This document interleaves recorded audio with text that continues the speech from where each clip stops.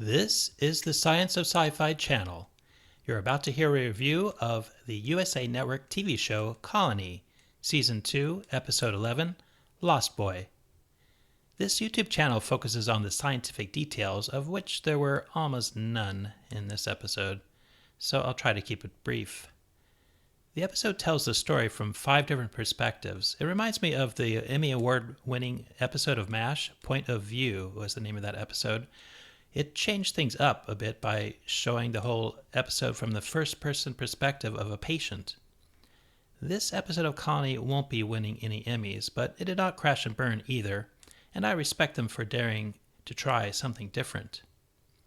The episode title, Lost Boy, could refer to the movie The Lost Boys, with Bram turning into a metaphorical vampire, but maybe it more likely refers to a 2015 song by Ruth B, Lost Boy.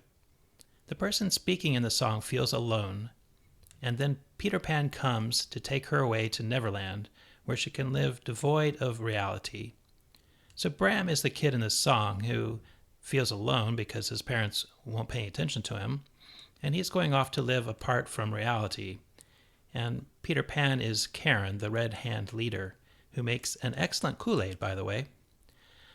I've always thought the Red Hand is government-run, and we see more evidence in this episode with the way Bram and 50 of his new friends pass right through the green zone security.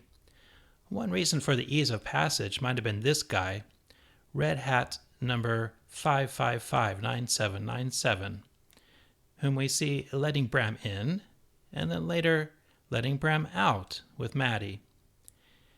Here is another Red Hat number from a previous episode. As you can see, it's similar but not the same, with the last digit being a 5 instead of a 7.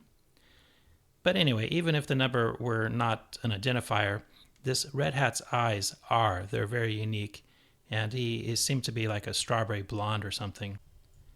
The fact that Bram killed the ambassador was withheld until the end of the episode. This was done for dramatic effect, because then we realized that Bram lied to his parents. That makes the character more interesting. If I'm right about the Red Hand being government-run, then this is going to shatter Bram.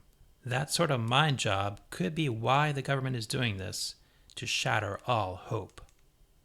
Ironically, Bram just turned his back on his parents, who might be the only true resistance, because Bram thought the Red Hand were the only true resistance.